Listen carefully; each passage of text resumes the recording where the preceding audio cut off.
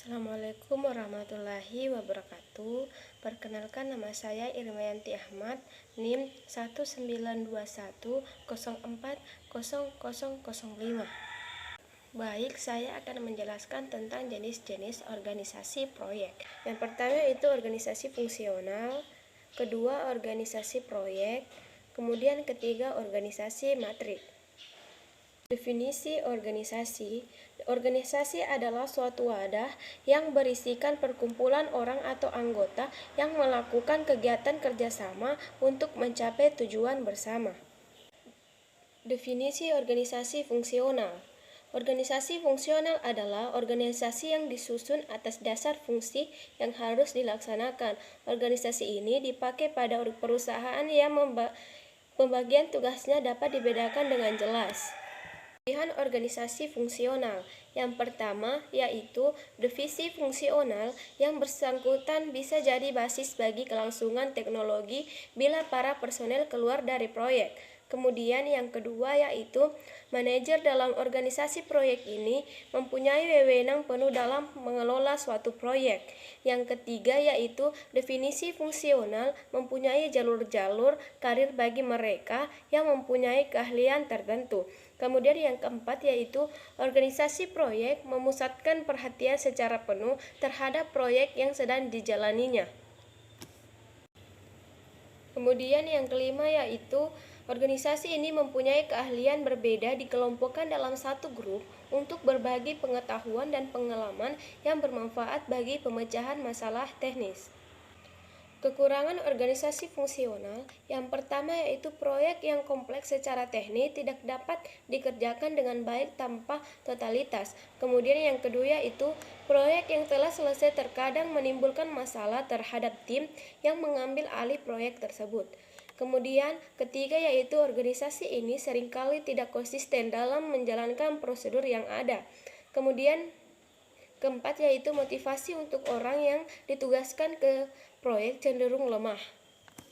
Definisi organisasi proyek. Organisasi proyek adalah sebagai sarana dalam pencapaian tujuan dengan mengatur dan mengorganisasi sumber dana, tenaga kerja, material, peralatan, dan modal secara efektif dan efisien dengan menerapkan sistem manajemen sesuai kebutuhan proyek. Kelebihan organisasi proyek. Yang pertama itu manajer proyek wewenang penuh. Kemudian yang kedua adanya satuan komando. Kemudian yang ketiga adanya dukungan yang menyuluh terhadap proyek.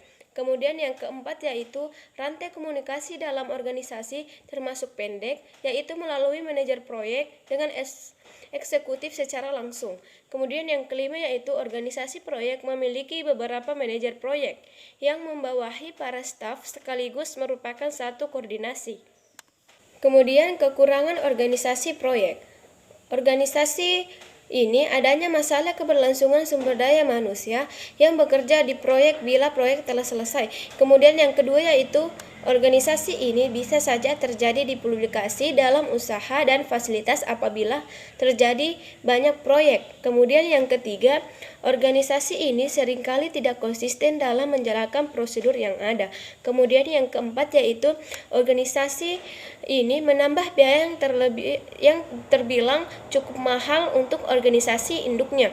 Kemudian yang kelima yaitu adanya tidak konsistenan produk dengan alasan memenuhi permintaan klien. Definisi organisasi matrik. Organisasi matrik merupakan kombinasi dari dua atau lebih struktur organisasi, seperti organisasi fungsional dan organisasi proyek. Dua organisasi ini dapat membantu organisasi atau perusahaan dalam mencapai efisiensi yang lebih tinggi, kesiapan juga cepat dalam adaptasi. Kelebihan organisasi matrik. Yang pertama yaitu organisasi matrik memusatkan perhatian dengan secukupnya saja terhadap proyek yang dijalaninya. Kemudian yang kedua, tidak menimbulkan masalah terkait keberlangsungan penggunaan sumber daya bila proyek sudah selesai. Yang ketiga itu memberikan respon yang cepat terhadap keinginan klien. Kemudian yang keempat, terjaganya konsistensi terhadap kebijakan-kebijakan atau prosedur dari perusahaan induk. Kemudian yang kelima yaitu dapat mengoptimalkan performa organisasi secara keseluruhan. Kekurangan organisasi matrik yang pertama yaitu organisasi manajemen matrik melanggar prinsip utama dari manajemen, yaitu kesatuan komando. Kemudian yang kedua yaitu dalam organisasi matrik terdapat kekuatan yang seimbang antara manajer fungsional dan manajer proyek, sehingga apabila terdapat suatu keraguan maka pekerjaan proyek bisa saja terhenti sebelum terselesaikan. Kemudian yang ketiga itu perpindahan sumber daya dalam organisasi matrik bisa saja membuat persaingan antar manajer proyek.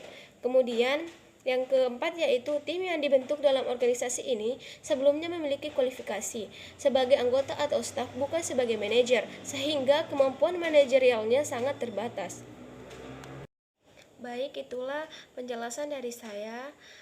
Lebih dan kurangnya mohon dimaafkan. Wabillahi taufiq wal hidayah. Wassalamualaikum warahmatullahi wabarakatuh.